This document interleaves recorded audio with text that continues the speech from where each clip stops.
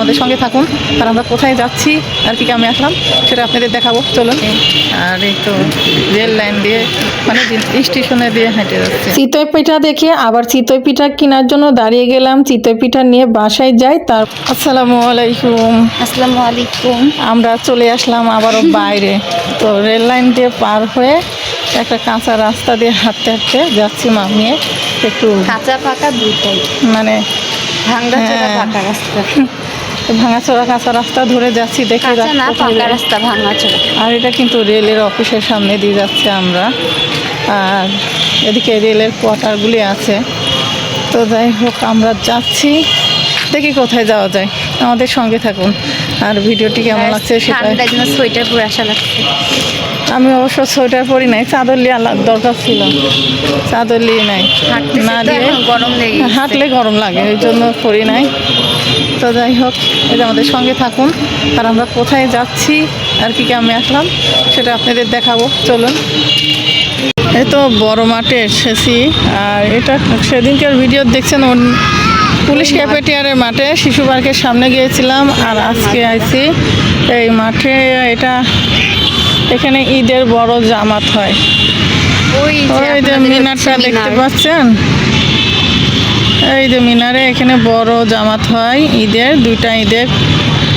আর এই তো এখানে সবাই খেলাধুলা করছে, ফুটবল, ক্রিকেট, তারপরে যা যেটা খেলার মন চায় সবাই খেলছে, বাচ্চারা বড়রা সবাই। আর যে বড় মাঠটা,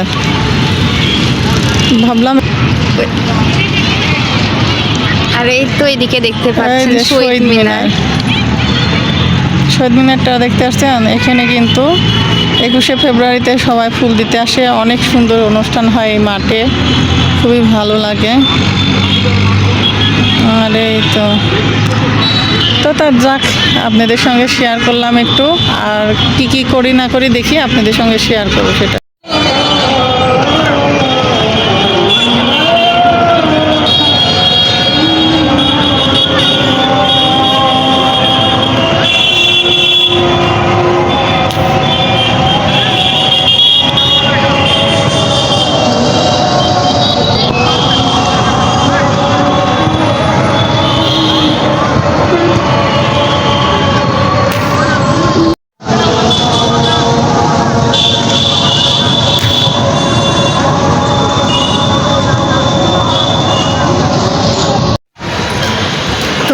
আমরা বড়মাঠ থেকে চলে আসতেছি। আর এই যে স্টেশনের পাশ দিয়ে আমরা যাচ্ছি। আর এই যে লাইটের আলোগুলো দেখেন। এখন বাসায় যাই। আর এই যে দিনাজপুর লেখার ওখানে কত ছবি ওঠার জন্য মানুষের ভিড় লাগছে।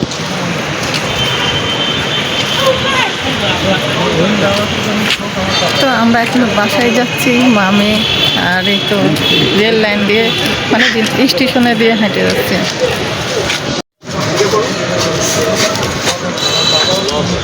দিনাজপুর লেখা ওদের পাশে লেখার ওখানে গাইস চাঁদ, অনেক চাঁদটা আর চাঁদের পাশে একটা তারা, সুন্দর লাগছে। এখনই কাঞ্চন ডুববে মনে হয় না কি যে এখন না 6টা, হ্যাঁ ঢুকবে, কাঞ্চন ডুববে, তারপরে 7টার দিকে তো ডুববে।